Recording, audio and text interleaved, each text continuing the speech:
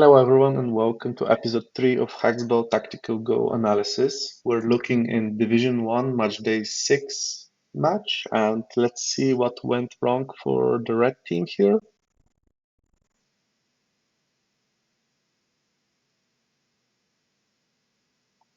Okay,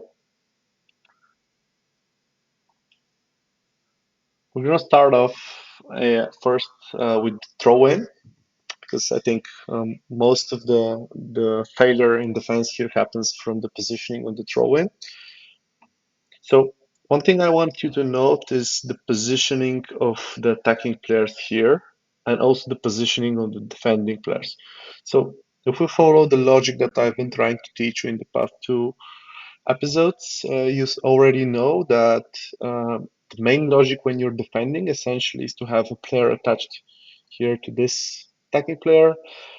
Here the striker is kind of waiting in case of a pass and then a back pass to try to press, which is fine. But what bothers me here is that the offensive players are very, very far away from the defending players. And this could be a recipe for disaster because if somehow the ball gets somewhere around here, it's a 2v1 and the goalkeeper can't do much.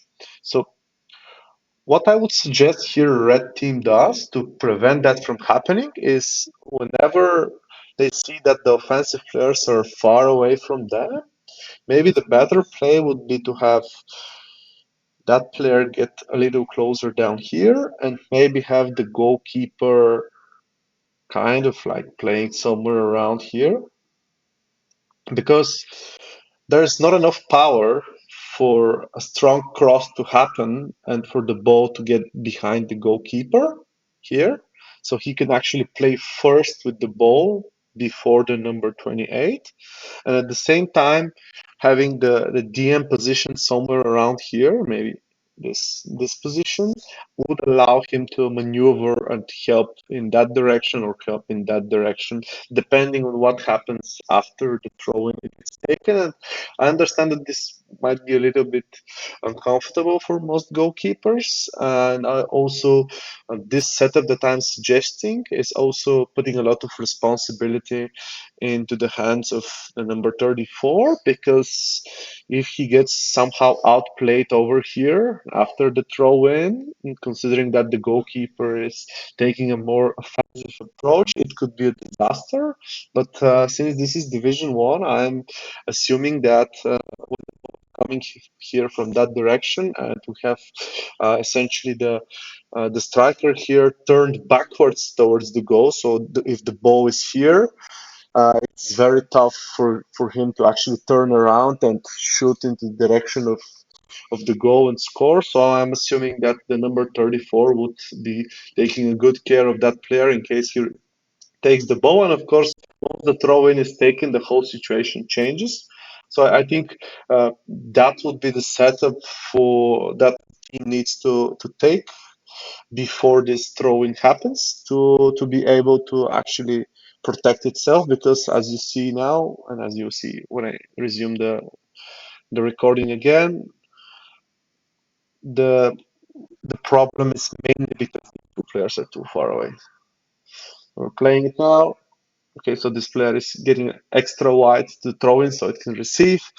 And now these players are they now realize that these players are too far away, so this is why they made a slight movement downwards, which I think even more complicates the situation because when you're too far up front now and these guys are over here, you don't have time to go back and cover. So maybe the better approach would be to just go all in and try to press in hopes of covering the pass, and maybe like that. Because by shrinking this space, you're not allowing the pass to go down here near these two players. And because essentially this is the only way that you protect. Going backwards, like they did, is not good because you're only opening this space for the ball to go. And by opening this space, I mean mainly this space because essentially the ball went through here, and also as you will see, the distance here is way too tight for the ball to pass. I'm not saying it's impossible with the right timing and with the wrong movement of number one, but it's definitely more likely for a pass to go through that lane. And also, yes, some people could say that here the striker, he could go a little bit backwards to try to cover that, but at the same time, I understand that he didn't want to do it because he wants to be viable option to cross that pass and to press quickly in case here the number 8 decides to play a back pass. So I wouldn't 100% blame the striker here, even though yes, he could be in a more defensive position, preventing this line from being available, like canceling the pass here. But at the same time, if he was over here, for example, that back pass would be possible without a problem, and then a pass downwards as well.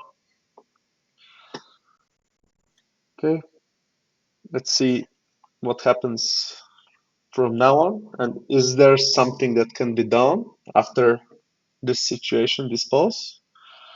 Okay, so the pause goes. So I will assume that it was not possible here the ball to be kicked.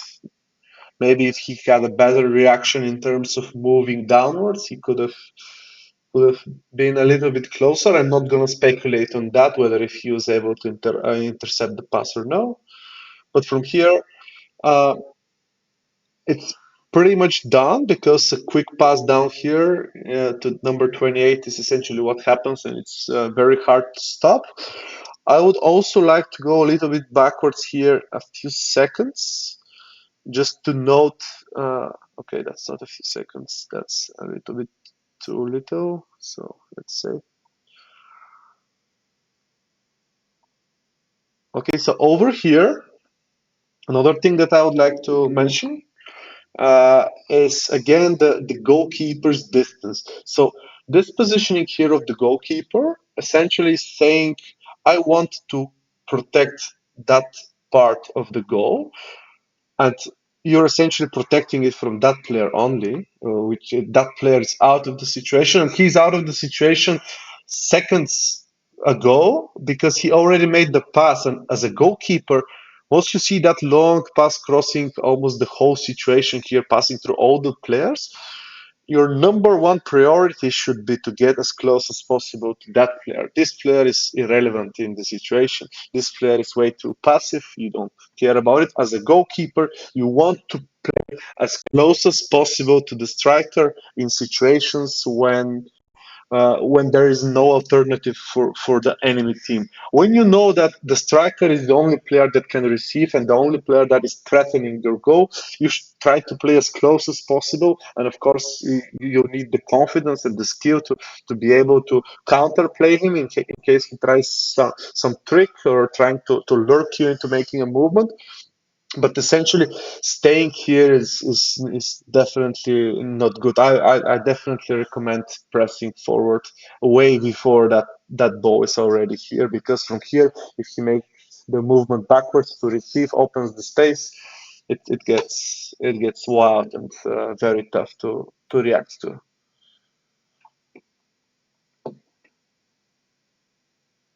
So see, so he tries to do it, but since he's already too late, the movement that he makes forward towards the striker, the striker counters it by going a little bit backwards. So it looks like nothing happens, and this distance between the two always remains the same. So he keeps pressing to shrink the space, which is of course a good move, but done a little bit too late. And again, a perfect strike here, which gives no chance for the 34 to actually try and prevent the goal from going in. And it's an amazing goal. Thank you for watching. Subscribe and do let me know if you'd like to see more of these videos, and also if you'd like me to review a specific goal or match, don't hesitate to contact me. Thanks.